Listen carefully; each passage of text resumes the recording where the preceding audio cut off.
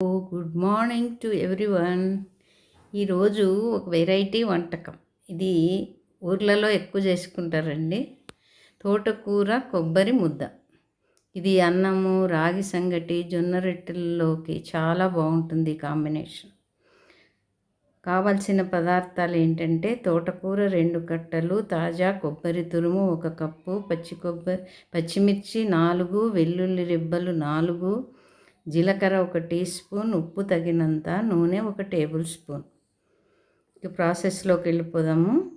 తోటకూరను శుభ్రంగా కడిగి సన్నగా తరుక్కోవాలి. నీరు లేకుండా ఆరబెట్టుకోవాలి. తర్వాత పాన్లో కొద్దిగా నూనె వేసి పచ్చిమిర్చి, వెల్లుల్లి, జీలకర్ర వేయించుకోవాలి. కాస్త దోరగా వేగితే మంచి వాసన వస్తుంది, మంచి ఫ్లేవర్గా ఉంటుంది. తరిగిన తోటకూర నీరు లేకుండా మెత్తగా అయ్యే వరకు ఉడికించుకోవాలి.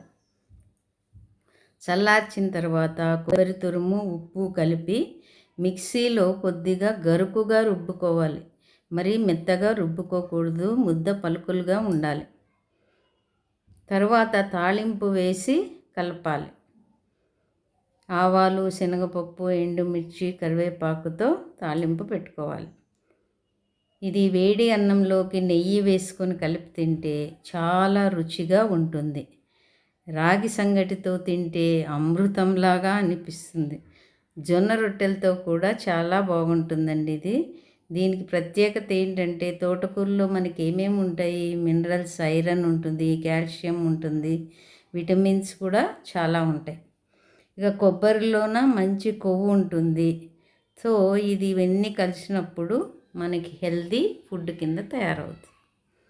సో తప్పకుండా ట్రై చేయండి. వెరీ ఈజీ కదా. తర్వాత ఒక లైక్ ఇవ్వండి. Thank you.